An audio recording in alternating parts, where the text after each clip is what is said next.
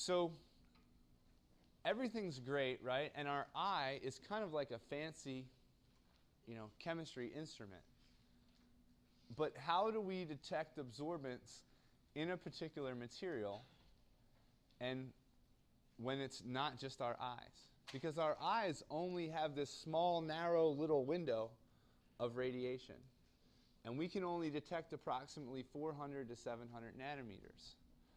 So the instrument that we're going to use is a UV Vis Spectrometer. And we can say that chemists are able to measure the wavelength of light a material absorbs by UV Vis spectroscopy. And the instrument that's used is called a UV Vis spectrometer. There's two different types of these. When you did the kinetics experiment back in Chemistry 122, it was kind of like this big box where you kind of opened up the thing and you could sit there and you could measure the absorbance. Those spectrometers are slowly getting phased out because with that spectrometer, that Spec 20 is what they call it, you can only measure at one wavelength. They have these new ocean optics machines which use like fiber optics where you can look at the entire spectrum in just one shot. And this makes it so much easier for us because you can look at that in one shot, export it out as an Excel file, and you don't have to take data points throughout the entire experiment. You can just copy and paste them into an Excel file. So we can measure this absorbance using UV Vis spectroscopy. But the question is, what are we measuring? What do we mean by absorbance? And essentially, if we look at what happens in a molecule or an atom, here's our energy scale. And if we have a particular atomic or molecular orbital, we can put 2 electrons in it. Then there's going to be other orbitals up here that are empty. Okay? This configuration that I've drawn right here is called the ground state. The ground state is very, very important for us to analyze because it has the lowest energy. So our lowest energy configuration that we have is called a ground state.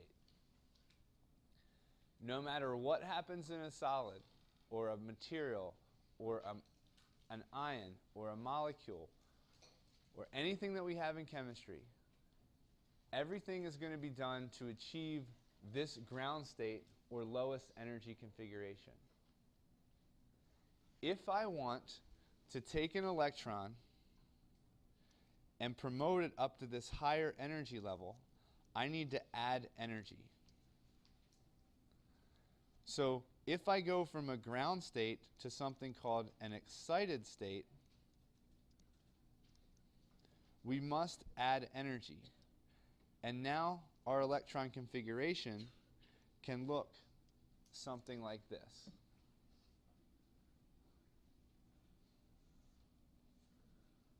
When we add this energy, the question is, what type of energy do we add? And we're actually capable of hitting that electron with a photon of whatever energy we want. Remember, we have this long electromagnetic spectrum. We can use X-rays, we can use ultraviolet radiation, we can use visible radiation, we can use radio waves, we can use microwaves. The key thing in here is that this delta E, or the energy difference, okay, if this energy difference is between, we can say if delta E is between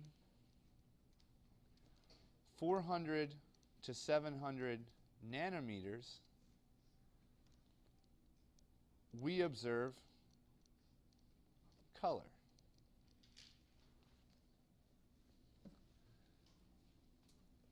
And one of the cool things about this is that if I have two energy levels that are different like this, and I change them slightly, we can change the color and we can manipulate things. So if you're thinking like a diligent little chemist and you're being very curious, chemists really like to manipulate things. So the question is, how do we manipulate this color? How does it change around? And how do we observe it, or how can we measure it?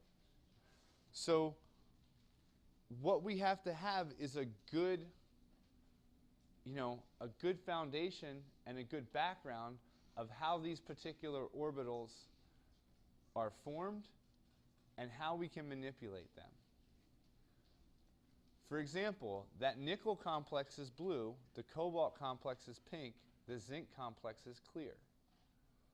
Why did the colors change when we changed that transition metal? But from a first approximation and a benchmark standpoint, we can make the conclusion that by changing the transition metal center, we can change the color. What happens if we keep the nickel the same and we change that surrounding atom, or we change the ligand? What happens when you take ammonia and replace it with water, or replace it with chloride, or replace it with some other fancy ligand? What happens to the color? And how can we analyze these complexes, and how can we come up for a concrete reason why the colors of this formed? Okay, so let's kind of go back now to what a UV Vis spectrometer does.